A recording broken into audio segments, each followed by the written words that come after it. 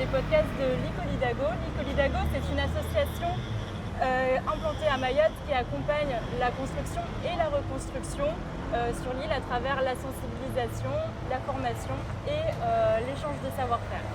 Donc dans cet épisode aujourd'hui, nous nous intéressons à l'habitat informel à Mayotte, à sa situation après le cyclone et aux opérations de résorption de l'habitat insalubre et spontané.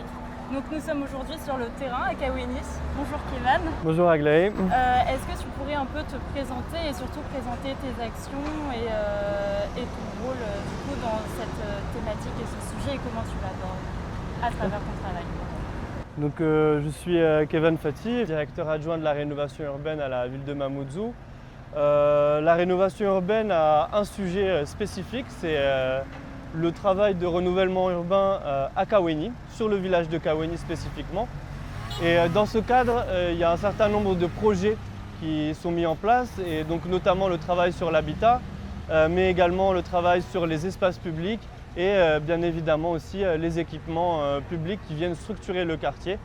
Donc après, je développerai sur un certain nombre de sujets. On se trouve dans le quartier de Maboureni et ma première question, ça va être d'introduire du coup ce quartier où nous sommes, où est-ce qu'il se trouve son rôle, etc. et sa nature surtout. Alors le quartier de Maboureni, pour un peu localiser sur le village de Kaweni, donc on est situé au sud-ouest de Kaweni, en on va dire, limite d'urbanisation sur cette partie du village. Donc on est vraiment, là on est situé sur la dernière route carrossable, donc où les voitures peuvent circuler et au-dessus tout est piéton. Ce quartier il a la particularité d'être une parcelle communale, donc qui fait 3,5 hectares environ, et qui a pour nature en fait d'être entièrement occupé par de l'habitat informel depuis plus d'une vingtaine d'années. Historiquement, cette parcelle appartenait à Kananga, qui est l'entreprise qui finalement a créé le village de Kaweni, puisque c'était l'entreprise en charge de l'exploitation agricole sur ce village-là. Et donc les employés progressivement sont venus travailler avec cette entreprise et se sont installés à proximité de l'usine, qu'on verra peut-être un peu plus bas tout à l'heure. Donc cette parcelle agricole, progressivement, avec le développement démographique extrêmement important, a été occupée par des habitants. Il est vrai aussi qu'un certain nombre d'occupants de cette parcelle habitaient avant dans le cœur du village, et quand des routes ont été réalisées, elles ont été repositionnées ici. Malgré tout, cette partie-là aujourd'hui ne fait pas l'objet d'une urbanisation préalable. Il n'y a pas eu de réflexion préalable à l'installation de ces personnes. Depuis 2016, la ville a porté une réflexion expérimentale sur ce quartier via l'association Actécité. Donc une première commande de la ville a été faite, donc ça c'était au moment de la préfiguration finalement de l'ensemble du projet urbain, avant même que l'on sache que ce projet allait être concrétisé. Donc pour porter une réflexion sur un quartier informel, notamment sur la question de la vulnérabilité aux risques majeurs. Et donc l'association Actécité travaille sur ces sujets un peu partout en France et dans le monde.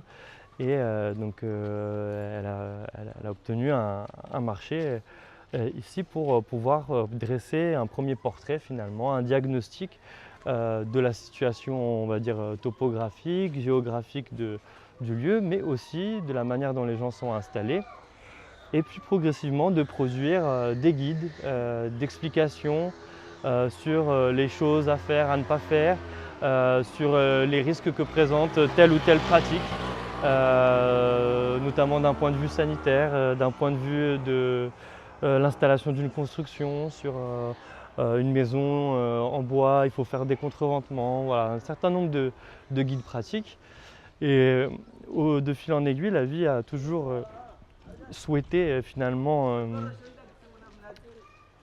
comment dire, s'appuyer sur ce quartier en tant qu'exemple d'une pratique de résorption de l'habitat insalubre. Du coup, là, on se trouve sur une place qui est dans le quartier de Mahabouridi. Et du coup, ma question est de savoir qu'est-ce qui va s'y faire.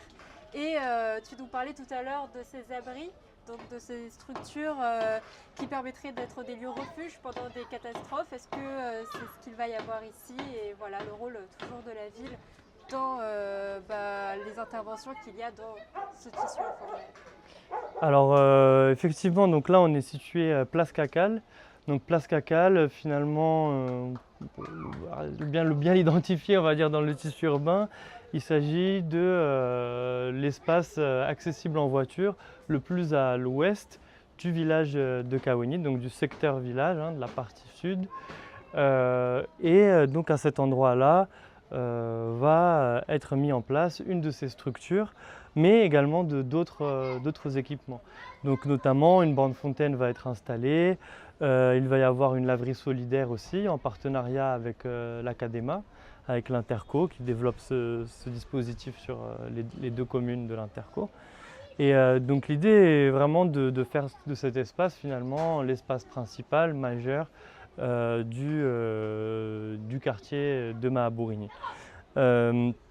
Également seront installés des bacs de déchets enterrés, le tri sélectif. Et voilà, de ce qui aussi concerne les efforts engagés par la collectivité. Donc on a notamment les escaliers sur lesquels on se situe, qui sont encore en travaux là actuellement. Donc avant ça, c'était une pente raide de 40%. Donc là, l'idée c'est de pouvoir créer ces cheminements sécurisés pour la population. Bien que, voilà, on le voit, c'est un peu sportif, ça permet de rester en forme, mais c'est quand même une situation qui est nettement améliorée, parce que juste pour bien réaliser la situation dans laquelle on est, ici, en cas de pluie, les gens ne peuvent pas sortir de chez eux, tout simplement. Il n'est pas possible de passer un pied dehors puisque la terre est emportée par l'eau, avec les pentes qui sont extrêmement importantes et avec le débit qu'on connaît d'une saison des pluies dans la région dans laquelle on se situe. Donc il y a un réel enjeu de sécurité et voilà, on voit bien comment aussi la réalisation de ces cheminements vont permettre de figer finalement une trame urbaine sur laquelle on va pouvoir s'appuyer et pour développer progressivement des îlots petit à petit en relogeant les personnes qui peuvent être relogées directement dans le quartier via les différents dispositifs déjà évoqués, donc locatif très social adapté, accession sociale, autoconstruction encadrée, autopromotion, bailleur social, voilà. On essaye vraiment d'élargir tout le panel, on va dire, de dispositifs qui pourraient être mis en place. Et voilà, donc sur le long terme, l'idée est que ce quartier soit que ça soit un quartier pleinement intégré au tissu urbain. Derrière nous, on a le bâtiment de la mosquée du Vendredi, donc qui est la mosquée principale du village de Kawéni. Chaque village a sa mosquée du Vendredi. Alors elle a un rôle social important, parce que traditionnellement à Mayotte, le vendredi, les personnes retournent ou essayent tout du moins de retourner dans leur village d'origine pour effectuer cette grande prière dans la semaine. Donc effectivement, ce bâtiment vient drainer un nombre important d'habitants. Pour rappel quand même, Kawéni est l'un des villages les plus peuplés de Mayotte. L'INSEE vient d'achever sa campagne de recensement il y a moins d'un mois. Et donc voilà, a priori, on serait autour de 25 000 habitants à Kawéni, ce qui en ferait très probablement le village le plus peuplé. C'est un endroit qui est porteur de sens aussi, d'un point de vue de la rénovation urbaine, puisque le village de Kawéni s'est constitué par, on va dire, accumulation, juxtaposition d'habitats sans logique globale. Il y a eu très peu d'interventions publiques finalement, uniquement pour venir créer des axes routiers et encore de manière assez complexe au regard de la densité du bâti. Donc recréer des espaces majeurs a du sens pour notamment l'accompagnement des habitants par rapport aux différents événements culturels qui rythment finalement le quotidien des Mahorais, euh, qui jusque-là à Kaweni donc existaient autour de cette mosquée il y a plus de 30 ans et qui ont été progressivement déplacés sur les périphéries et finalement c'est le terrain de foot qui était utilisé pour les danses traditionnelles, les chants traditionnels et autres qui vraiment sont très prégnants dans l'esprit collectif mahorais. Et donc l'idée est de pouvoir reproposer cet espace à l'endroit où il avait sa vocation, donc c'est-à-dire au cœur du village. C'est un peu comme l'expression où on dit remettre le clocher au milieu du village. Donc là, on remet finalement la mosquée au milieu du village avec un grand espace là que l'on voit derrière nous, donc qui est pour l'instant au stade des terrassements et qui va bientôt devenir une grande ombrière et qui va justement accueillir ces différents événements. Et après, qui aura vocation à être un lieu de rencontre pour les habitants. Là également, la ville elle a fait un effort, voilà, on est toujours dans cette logique d'îlot de respiration, donc de faire un îlot pour contrer le phénomène d'îlot de chaleur, donc de venir revégétaliser cet espace où l'on voit en se baladant dans Kaweni que les espaces végétalisés n'existent presque plus, tout est bétonné. Donc voilà, d'avoir un espace qui est on va dire agréable à l'usage, à la déambulation, à la rencontre au fil de la journée, des différents événements du village. Il y a un sujet aussi de résorption d'habitat insalubre sur ce quartier-là, puisque bien évidemment, au regard de la densité du village, on est bien d'accord qu'ici, cet espace n'était pas vide. Il y avait des constructions, de l'habitat et donc différents types d'habitats. Donc là, aujourd'hui, la ville accompagne ses différents occupants en fonction de leur situation personnelle avec différents dispositifs.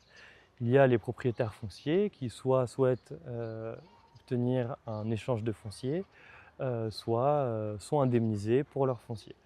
Les constructions sont indemnisées. Et puis par la suite, il y a une commission qui a été créée au sein de la ville qui s'appelle Commission d'accession habitat innovant et qui permet tout simplement à la ville de proposer un certain nombre de familles sur des dispositifs de logement propres à la rénovation urbaine.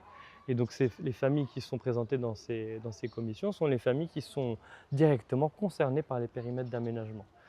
Donc, qu'est-ce que ça permet? Ça permet finalement de pouvoir orienter des familles sur de l'accession sociale ou sur du locatif très social. Jusqu'à l'année dernière, on fonctionnait sur le dispositif du logement locatif très social adapté, donc qui est un dispositif mis en place par décret par l'État pour Mayotte et la Guyane pour permettre justement de proposer des opérations de logement avec des niveaux de loyer qui sont, on va dire, comparables au niveau de loyer pratiqué dans l'habitat informel. Donc on arrive sur, par exemple, un T3 autour de entre 150 et 250 € par mois. Donc là, on est proche en fait des prix pratiqués dans les bidonvilles. Et donc ça, c'est un point aussi qui est important. La plupart des gens qui vivent dans les bidonvilles payent des loyers. Donc il y a des personnes qui récupèrent des loyers et souvent ces bidonvilles sont sur des fonciers publics. Donc il y a quand même tout un sujet derrière qui a trait à la justice, au contrôle de cette finalement exploitation des êtres humains qui vivent dans ces quartiers.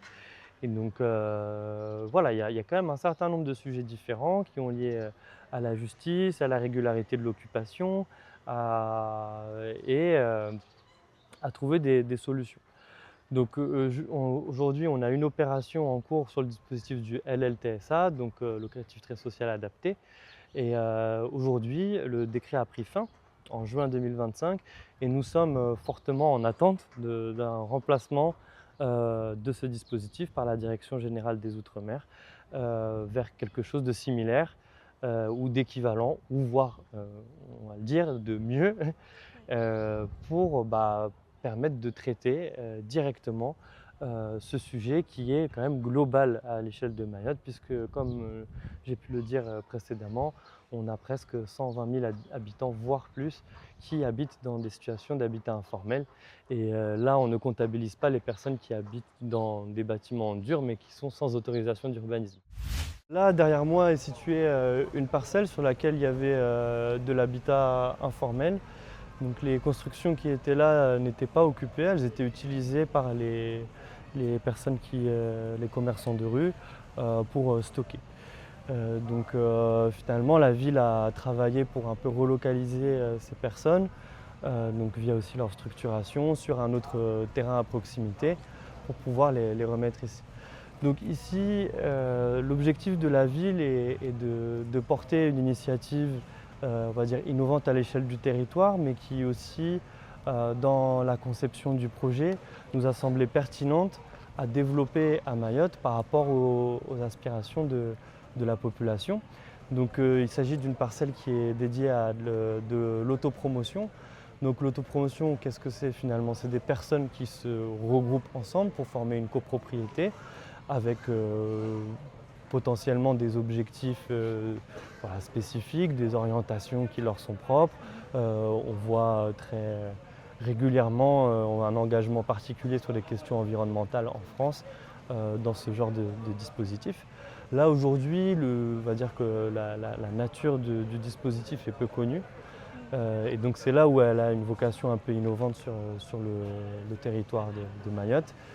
Et donc pour cela, la ville a souhaité avoir l'accompagnement de professionnels, donc de spécialistes en fait, de ce sujet, pour accompagner juridiquement la constitution de ce groupe d'habitants.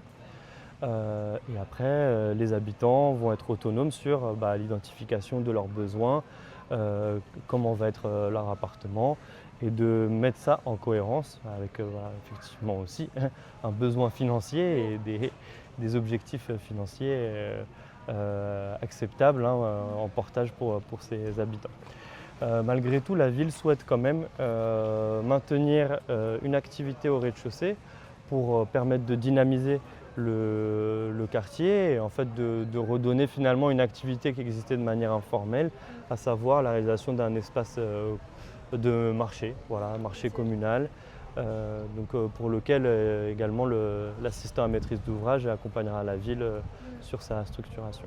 Est-ce qu'il n'y a pas des frictions un peu entre les anciens usagers de cette parcelle et les nouvelles personnes qui vont utiliser et même qui s'organisent pour gérer cette parcelle-là et faire de l'autopromotion? Est-ce que c'est les mêmes personnes? Est-ce que c'est le même public? Ou est-ce que c'est deux publics qui...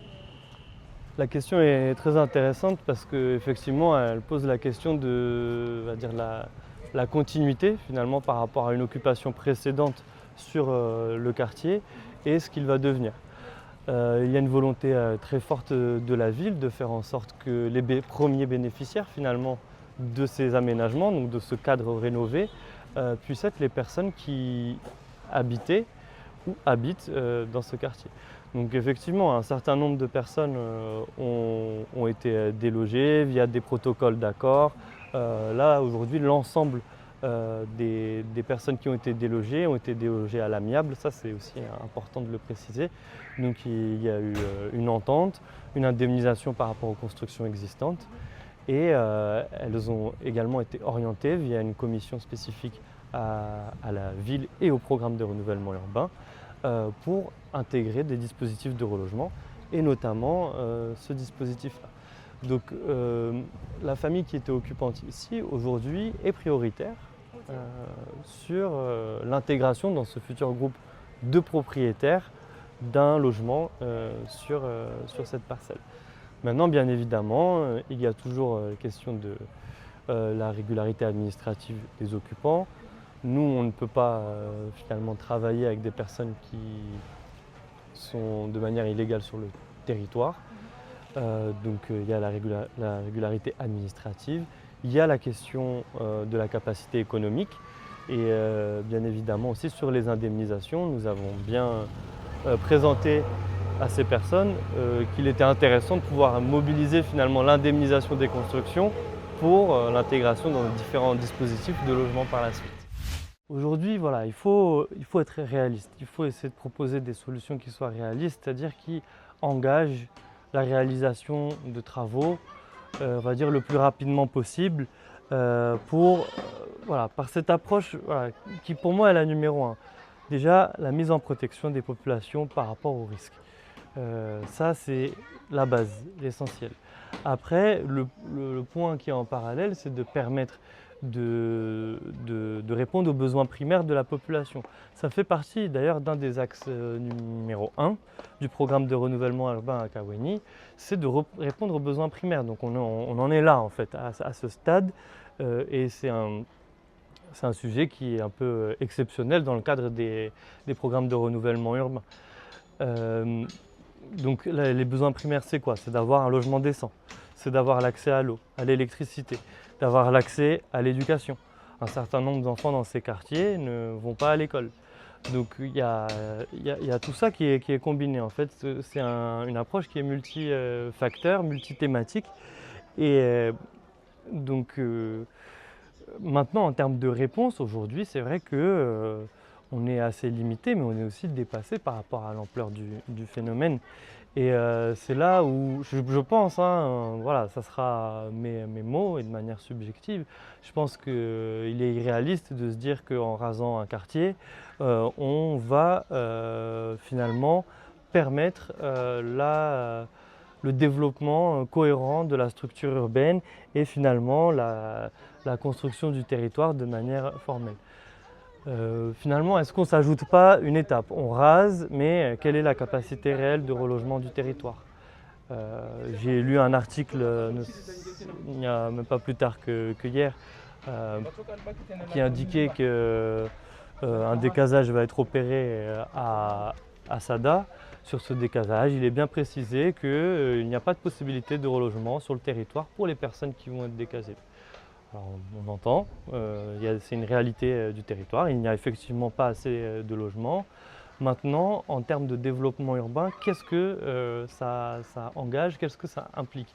Est-ce que finalement, il y a très certainement des situations où il est nécessaire de faire appel à ce type de dispositif, mais en tout cas, dans le cadre d'un programme de renouvellement urbain, est-ce qu'on construit réellement la ville si on doit supprimer un quartier entier pour le reconstruire derrière?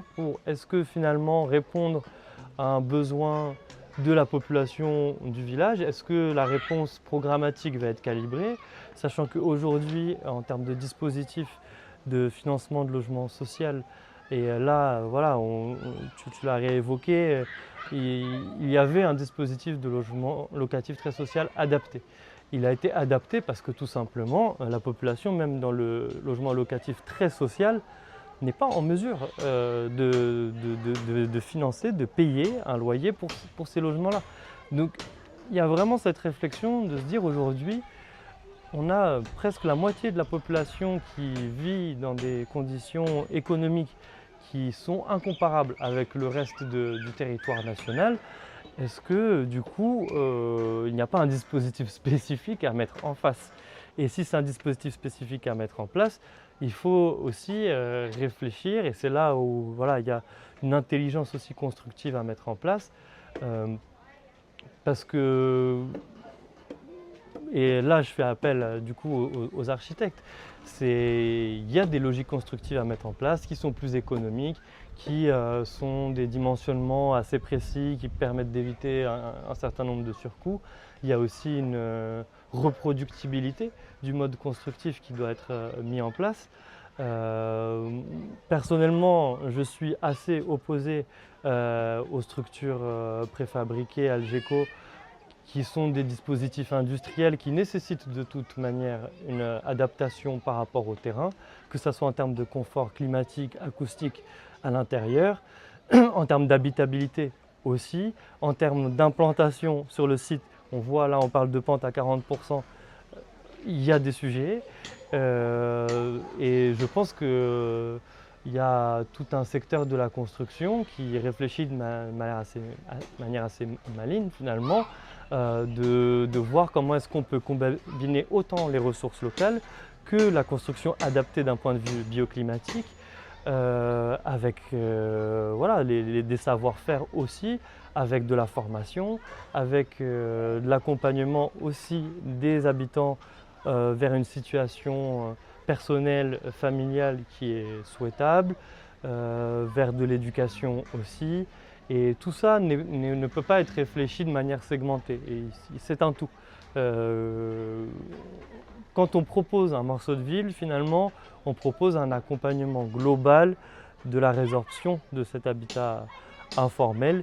Et encore une fois, il me semble que l'une des solutions est plutôt de trouver une manière de figer les habitants sur un périmètre dans des zones constructibles, plutôt que de reporter finalement le problème soit plus loin dans des zones agricoles ou naturelles, et en fait de se retrouver avec une déforestation, avec voilà, de nouveaux enjeux environnementaux.